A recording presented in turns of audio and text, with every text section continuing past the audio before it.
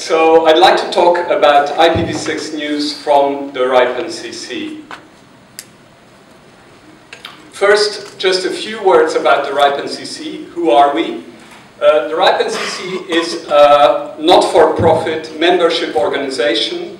We are located in Amsterdam, and we are one of the 5 regional internet registries. Basically, we are the ones, I think my laptop wants to drop down to the floor. We are one of the 5 regional internet registries. Basically, that's where you get your IP addresses from in Europe and in the Middle East. And you can see we are located here. Unfortunately not here. That's where the Queen of the Netherlands is located, but we are located here. So that's our offices. And apart from RIPE NCC, there is also something called RIPE. Actually, sorry, could I have a mobile mic? Perhaps that would be easier. Do you have a? Yeah. Thank you. Yes. Apart from the RIPE NCC, there is also something called RIPE, and it's an open community.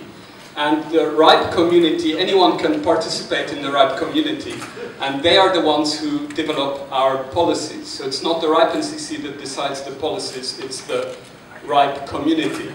So this is pretty similar to what the previous presentator was talking about with ICANN. So it's the same here.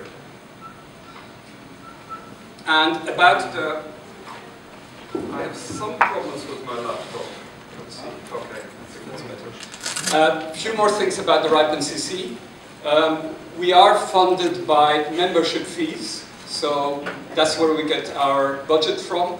We have 8,630 members. Those are called LIRs through the region. In Bulgaria there are 79 members. And the idea is that we are all this. And here you can see in the map where our service region is. So it's basically Europe, the Middle East, and the ex-Soviet Union. That's the RIPE NCC service region.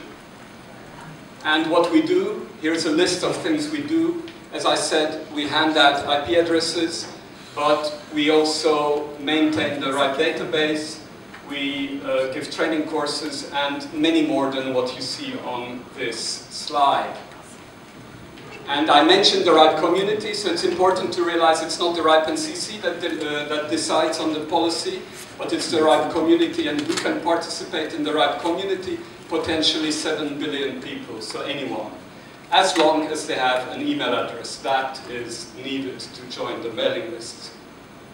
Okay, so this was just a very brief introduction, and now I want to talk about IPv4 exhaustion, running out of IPv4 addresses. Where do addresses come from? Well, in this diagram you can see at the top they come from IANA. IANA is a function of ICANN. And you can see the top bar is gray.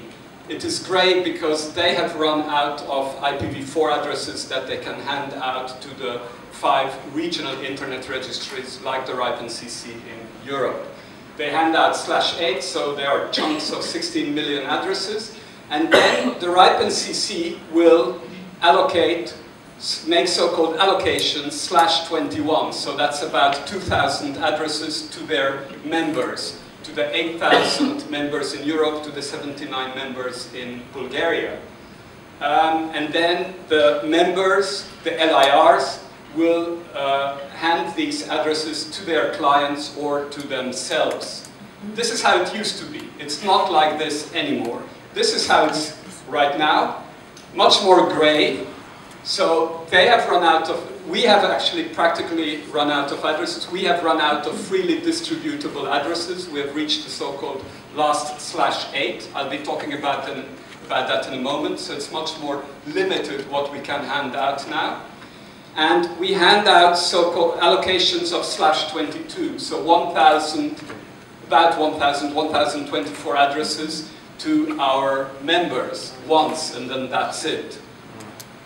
So that's the situation right now. 1,024 IPs, that's all you can get from us, and then it's goodbye. This is just an illustration of how IANA ran out of addresses, and you can see in 2011, February of 2011, they handed out the last 5/8s, the last 16 billion address chunks to the 5 regional internet registries. And what's happening with the RIPE NCC? Well, similar. Here you can see how many addresses we've got left. On the left-hand side, you can see the number of millions of addresses. And at the bottom, you can see the dates. We have reached November here. And the most important thing is this red line. This is what marks the last /8. And above that, everything was going nicely as before. If you needed addresses, as many as you could justify, you could get those addresses. After that, once we have reached the last /8, and we have actually reached it in the middle of September, then after that you can only get once 1,000 addresses, 1,024 addresses, and that's the end of the story. No more IPv4 addresses from us. Okay? So that's why it's shaded. And so I've been talking about this last /8. Let me explain you what the rules are. So from the last /8, from the last 16 million addresses that IPv4 addresses that we have, the rules are different. It's much more restrictive. And the reason for these rules is to ensure that everyone can get a few IPv4 addresses. The idea is that all members and also future members can have access to IPv4, so that they can have access to IPv4 content on the internet once they have switched over to IPv6, because most of the content, as you know, is IPv4, obviously. So that is the reason for this. And the actual details of the rules are that each member, each LIR can get 1/22, as I said, once 1,024 addresses. And to get that, they must already have IPv6 allocation, they must already have IPv6 addresses, because the idea for these addresses is not to just distribute it freely, but this is so that you can adopt IPv6 addresses. And you must qualify for allocation. So if you have lots of IPv4 addresses, then you don't get this allocation. So if you have used up all your addresses, that's when you get it. And perhaps this is a moment to stop and realize this means that we have actually hit the wall. That's it. And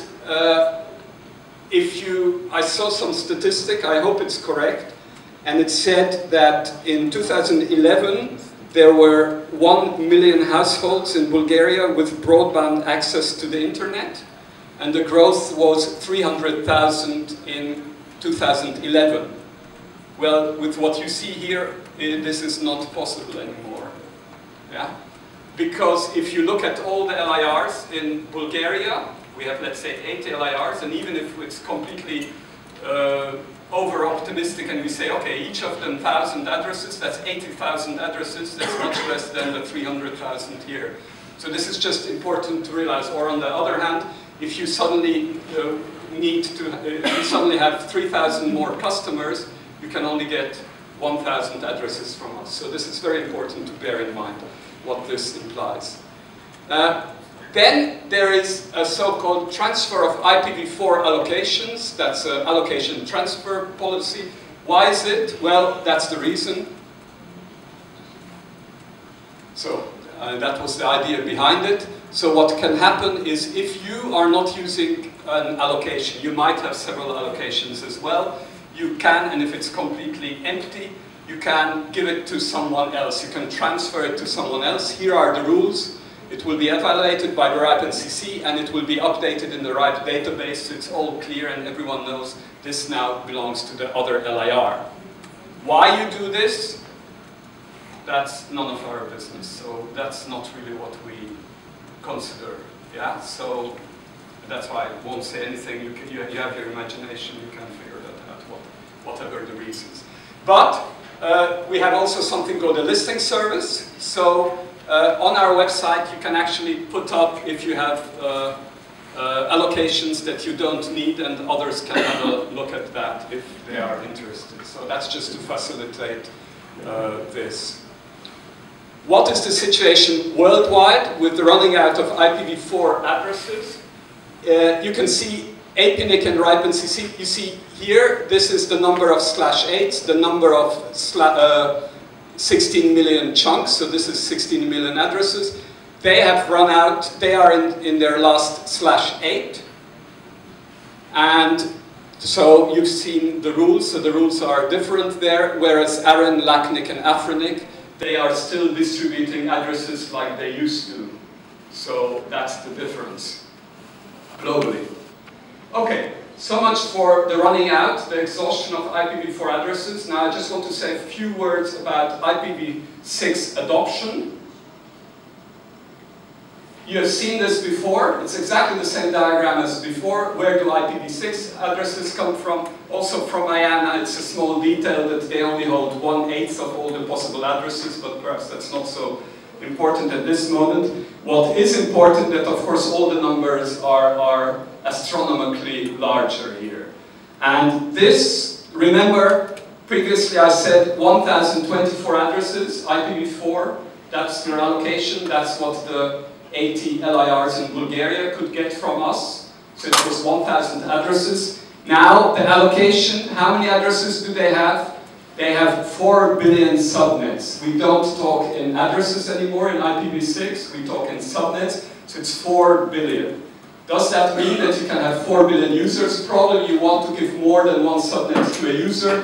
So something very commonly, this might mean 1 million users, 16 million users, or if you are giving out enormously huge chunks, it could be 64,000 users. But in any case, much larger numbers, it will take you much farther than IPv4 did. So, how do you measure IPv6 adoption? If I say IPv6 adoption is 0.02% in Bulgaria, you'll probably say, what are you talking about? Percentage of what? Apples, oranges? How do we measure it? Well, there are several ways. There are actually many ways. And here it's just a few examples so that you can have a thought about it. When we say adoption, there are really quite a lot of different ways we can talk about it. We could say the number of allocations, remember the /32s that we hand out, those 4 billion subnets to our members. That's one thing. Another thing is IPv6 ripeness. What the heck is that? That is a way RIPE NCC measures adoption. I'll be talking about the details in a moment. Then we could have a look at LIRs with or without IPv6, another possibility. Percentage of IPv6 enabled networks, AS numbers. Rankings based on the client's preference, IPv6 or IPv4, for a geographical area, for example. Percentage of websites that are reachable over IPv6. IPv6 traffic as percentage of the total traffic, typically measured at an internet exchange. Percentage of page views hits over IPv6. Well, then you can have a look at performance v4 as opposed to v6. DNS percentage having A versus quad A records. Client capability and. Whoops, that was a bit quick. Oh no, well, you can have a brief pause here. I'll just go through this. Anyway, so these are all some of the different ways, and now I just want to show you some statistics. So some statistics using some of these criteria.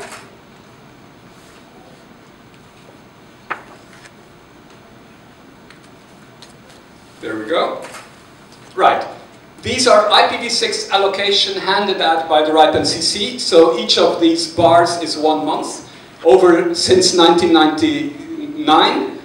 IPv6 allocations assignment handed out by the RIPE NCC. And what you notice, here is a panic peak.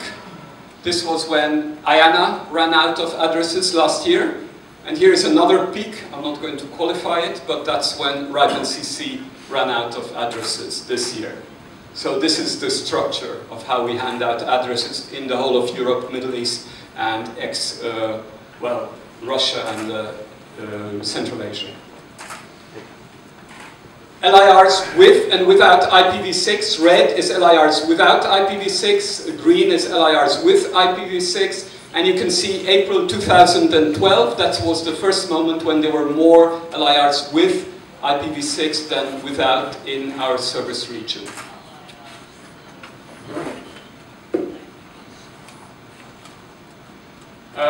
This is just a map. People like maps, so I thought why not, and it's very colorful as well. You can see the source at the bottom, and this is ranking by IPv6 preference, so the more green, the higher the rate of IPv6, so this actually shows quite neatly what's happening. Right, now how does RIPE NCC measure IPv6, the rate of adoption? We use a rating system called IPv6 ripeness, and we assign 4 stars. 1 star if you have allocations, so if you have addresses. And this is only for the LIRs, for the 8,000 LIRs in the European region and the 80 or 79 in Bulgaria. So 1 star if you have an allocation. Another star in any order, it doesn't matter in which order, if it is actually announced on the internet. Then yet another star if there's an object in the RIPE database, the root 6 object, and if reverse DNS is set up. Based on this, this is the situation in Europe, and well, in the RIPE NCC service region. No IPv6, 47%, which is actually really bad if you think that we have actually practically run out of IPv4.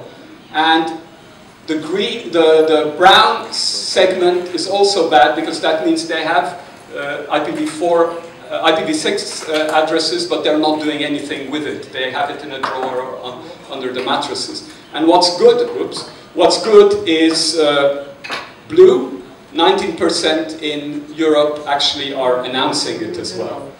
And a few statistics for Bulgaria and the region. Exactly the same diagram for Bulgaria, unfortunately much worse, as you can see. And here you have 71% no IPv6, +8 not even using it, so that's quite low. And if you compare Bulgaria with other countries in the region, unfortunately also it's the worst numbers actually in the region. So with Romania, Ukraine, Serbia, Greece, Turkey, the number next to the country is the number of members, the number of registries. The members of the RIPE NCC. This is the same graph for Bulgaria, what we handed out. You can also see the peaks. And this is quite neat. So if you go to google.com and you go to IPv6 and statistics, you can see such a map. And what you see here is the percentage of clients who are accessing the Google site via IPv6. If we look at Bulgaria, it's 0.03, and it's quite a contrast with Romania, for example, where it's 8.49. And also in the region, you see the numbers, usually a bit bigger than in Bulgaria. In France, it's 4. And exactly the same thing, here you can see Bulgaria, which is the percentage of IPv6 clients for Google is 0.02 or 3, and in Romania it goes up to 8%. But the interesting thing is you can't read it, but this happened in April. So the whole change happened in Romania in April. Before that it was just as low as in Bulgaria. And actually how this happened, if you go to YouTube and you type in RIPE NCC, there is an interview with some people who are responsible for this in Romania, so that could be quite interesting. Right, World IPv6 launch, what was that?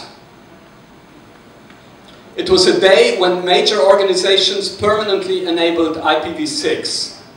And here you see some of the organizations. IPv4 was not switched off, and for content providers, dual stack, that means v4 and v6 together, was enabled, and you had quad A records in the DNS, so that's what it implied.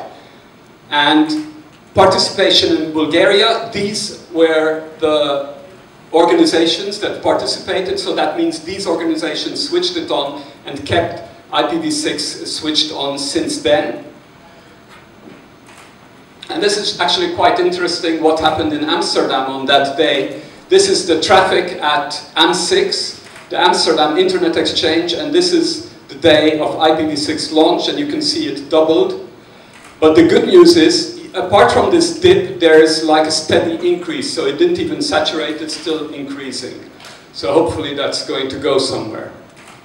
And another graph illustrating all this. This is not traffic, this is percentage of the top websites that can be reached over IPv6. And you can see this is a much longer time period, the last 2 years. There was something called the IPv6 day, then when IPv6 was switched on, but only for a day. That's this peak here, then it's gone. And this is IPv6 launch in June.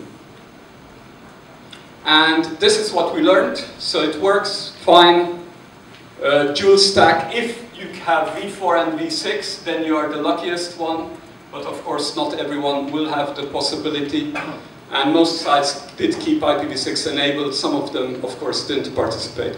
And what I just want to repeat, this is the end of my presentation, I just want to repeat that, as I said earlier, we have reached the wall, and if you want growth, in the way that you had before, then IPv6 is the way forward. So that's it. Any questions? Yes?